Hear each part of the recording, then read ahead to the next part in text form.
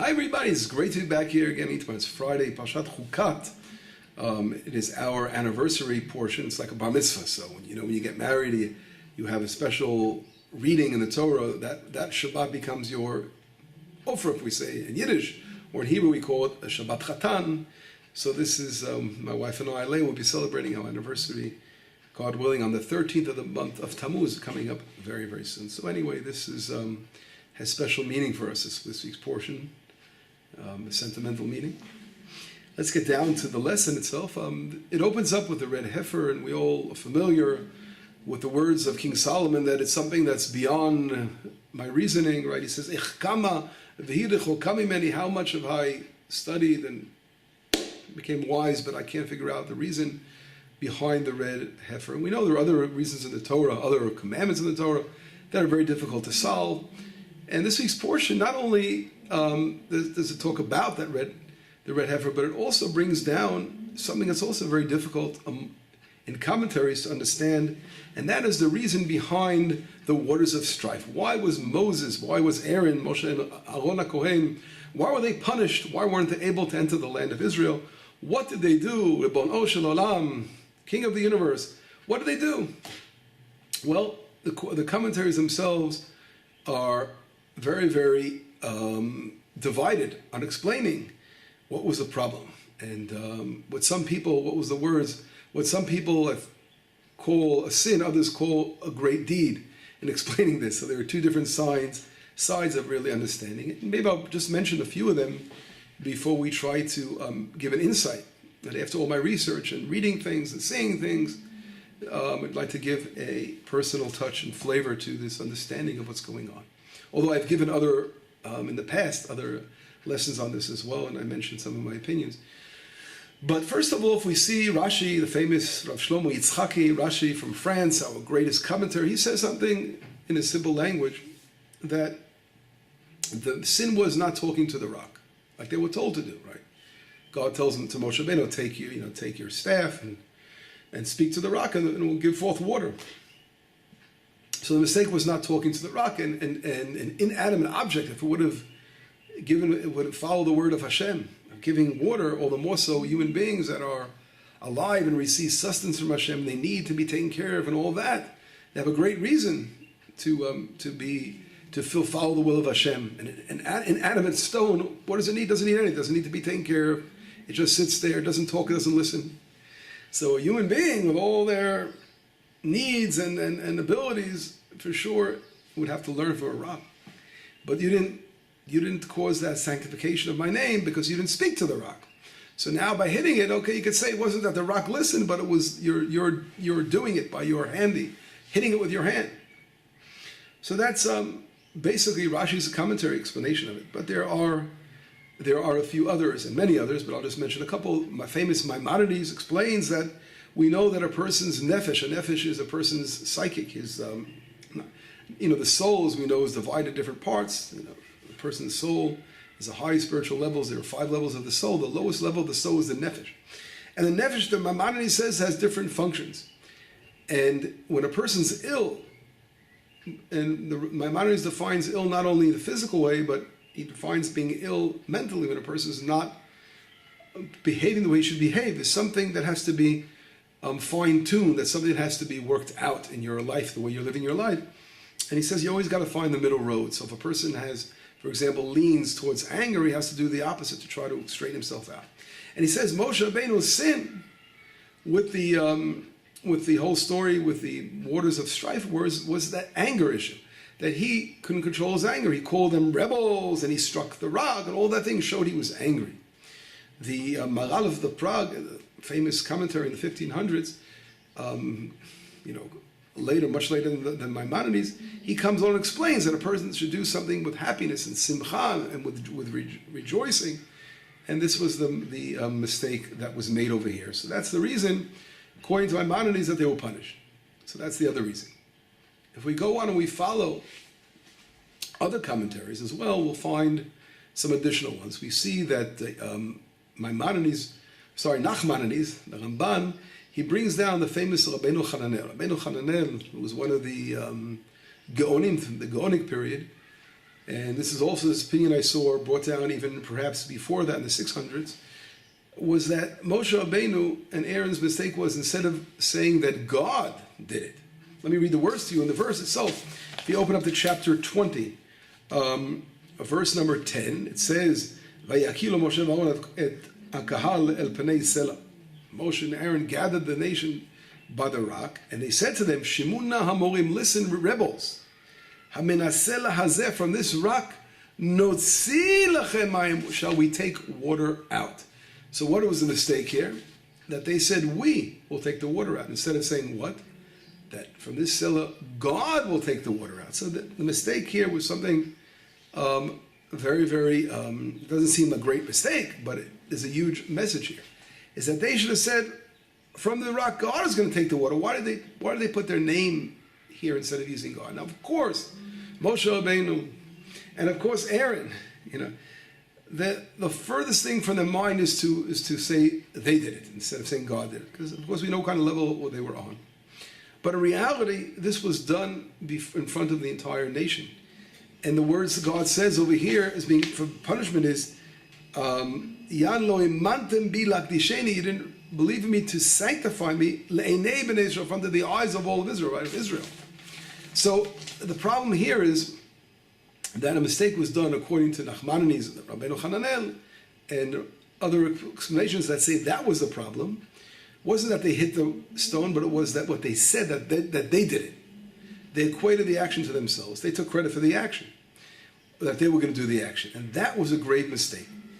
And I read a couple of, an interesting essay where, I don't remember the name of the author, someone just wrote a commentary. Sometimes you find very interesting things on the internet. You can find interesting articles, people writing on the portion.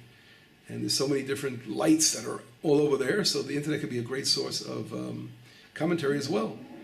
And the connection, a personal touch a direction that I myself have gone in, and I've given this lesson before, so I sort of personally connected to it. And he brings down like this. He brings down that if we look, we know the famous commentators like the Netziv of Volozhin, for example, the Malbim. They talk a lot about the two different kinds of leadership. There was leadership of the desert, which was a miraculous leadership. We experienced miracles and all kinds of things. It was a different world. The man came down from the heavens, and our shoes and our clothes never got worn out, and we witnessed all the things coming out of Egypt. We were living in a period of really miraculous times, as opposed to the second period of leadership, which was going to take over once Joshua ended the land of Israel with the people of Israel. Was now a new period of where no longer miracles are going to be standing out, completely standing out, but it's going to be more of a natural way of leadership, a leadership through nature. We're going to have to fight our battles, win the wars, battle against the enemies, plant vineyards, and do all kinds of things for our sustenance and work and build a country and build a homeland. So those are the two different kinds of leadership. Now, throughout the desert, if we follow the pathway, we see that Israel, for sure, was in a process of maturity. And during this process of maturity in the desert, we see how there were those that really were turning slowly. Well, there was a danger there, that there was just too much of a belief in the prophet Moshe Rabbeinu as a leader. And the danger here was that sometimes when you believe too much in a human being, you can turn that human being into a god. And we see this all the time throughout history. There are those that turn human beings into gods. And that was the mistake that God wanted to rule out over here, or uproot. And when Moshe and Aaron came along and said, we're going to take water out of the stone, there was a danger that Israel will learn from this and continue that thought that instead of God, instead of realizing God, He's the everlasting being of the creator of the universe, and we have everything we have to give to God and Hashem, but they can, God forbid, turn Moshe Rabbeinu into this kind of deity. As we see again from the sin of the golden calf, where that was part of the problem, right? When Moshe didn't come down, they wanted someone else. He took us out of Egypt. This constant kind of educating them to understand as a creator of the universe. Now, of course, Moshe Rabbeinu and Aaron were on the highest level, and there was no one in their eyes but Hashem, and they were totally, obviously, equating everything to God, and everything came from Hashem. But they had to be so careful. Don't forget, this was the end of the 40 years. At the end of the 40 years, the time, they had to be extremely careful to make sure that the people of Israel, they're about to enter a new realm, enter the land of Israel, realize that everything again is from Hashem, and that only Hashem we have to serve and worship. There's no room for turning a human being into God in any way. And that's exactly why Moshe Rabbeinu was buried in a place where no one knows, so no one could turn him into a deity. When they went ahead and he comes along and says, we will take water out of the rock, boom, that was a mistake he made. That's really what Nachmanides and Rabbeinu Hanan were all saying, is that that's really deep meaning behind the words, is that if you're saying we did it, you're turning a human being into God. You have to always, and that was a mistake why they didn't enter the land. There's no why. So I thought of an interesting insight. Because in the land of Israel, that the land is governed through nature. We have to do battles. And we have to do all kinds of things. And it's really totally reversing the desert situation. What can happen? The opposite can happen now. Is when we go ahead and do something, what is always the problem? What does it say? We will begin to come along and say, it is our power. We did this. There's always a danger when nature is working, the opposite, right? You don't see Hashem in the picture. If you're going to turn a human being into God when there are miracles being done, although more so, you could do something even I would say on the same level, or it can go even worse, when everyone's turning themselves into gods by saying, look at us, we've done this, we've done that, patting yourself on your back, and constantly saying, forget about it. There's no God in the world, there's nothing else, it's us. We're the ones who are in charge, we're the ones who do everything. That's a very grave danger as well. So God was saying to Moshe Rabbeinu, a new leadership has to come about entering the land of Israel. When you, at the end of 40 years, didn't realize how delicate this situation is, where people are going to say, we did it, right? Although here, again, we mentioned Moshe Rabbeinu, they knew that, but still, you have to be so careful with your words and saying that it was not you, it is Hashem, especially when you enter the land of Israel, when you see that there are going to be situations where we're not going to see Hashem anywhere on the external side, but He's going to be there with us. We have to be very careful to always equate and say, Hashem, you did it for us. You've done it for us. And that, I think, this is again an insight, given other insights into this portion, but this, I think, is a very deep, again, combining these different things I've read all over articles and people trying to explain. It's very difficult.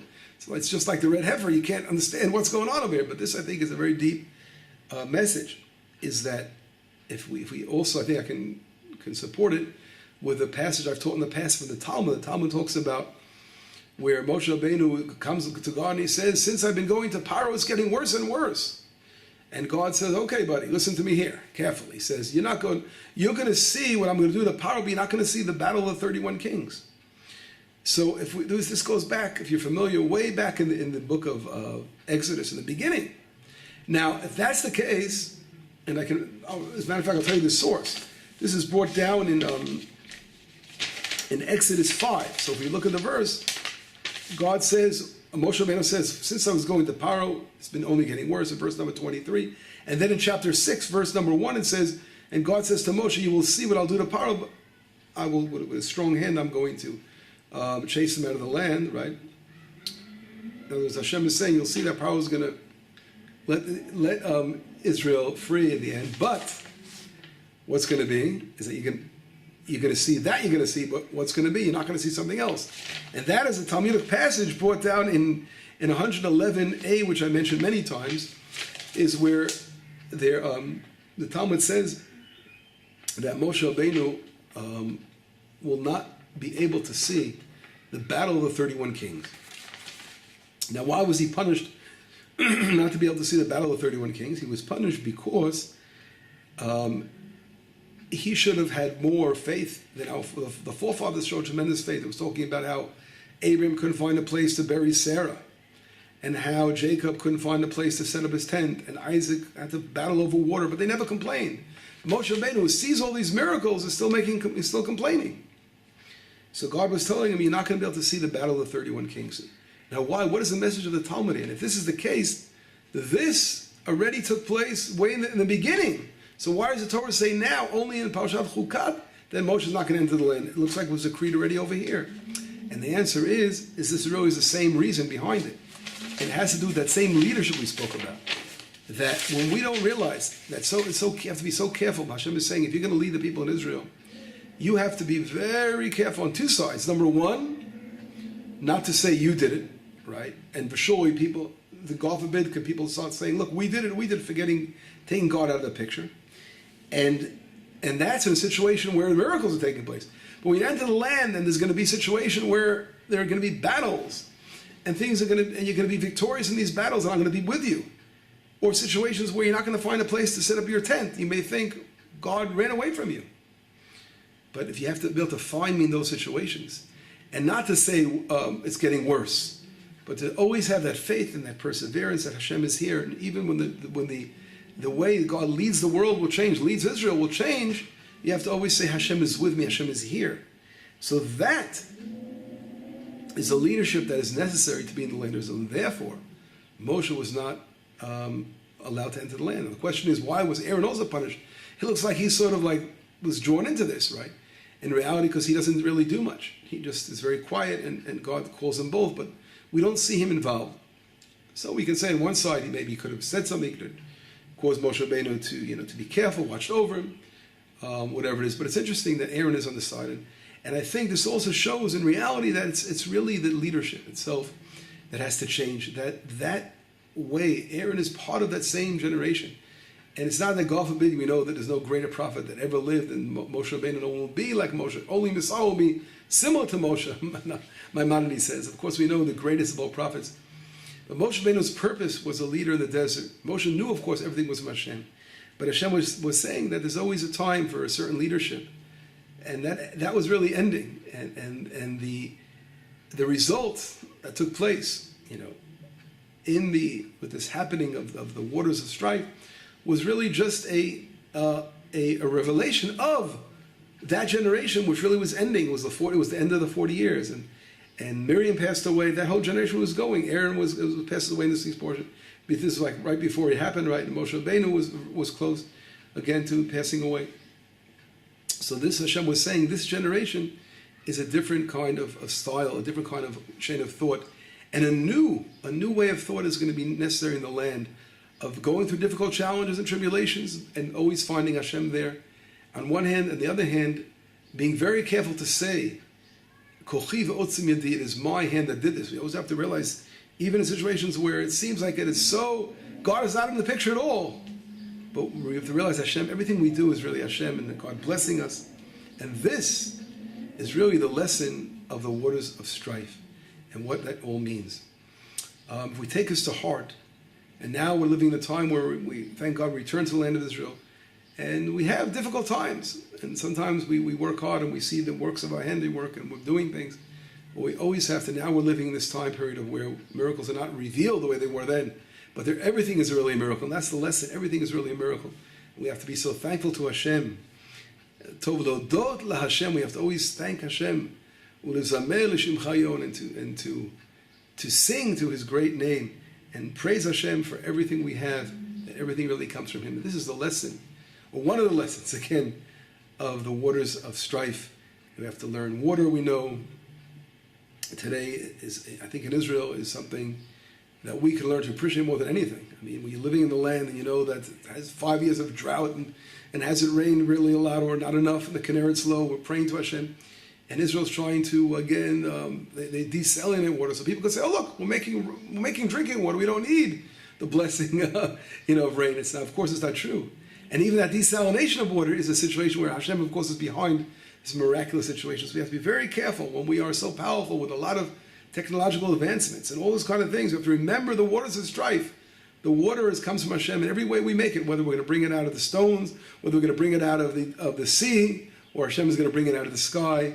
In every way, it's all from Hashem and His blessing upon us. And this is really the lesson, or one of the lessons. As we mentioned, we must learn from this week's portion. Shabbat Shalom, Besorot Tovot, Yeshuot, V'nechama.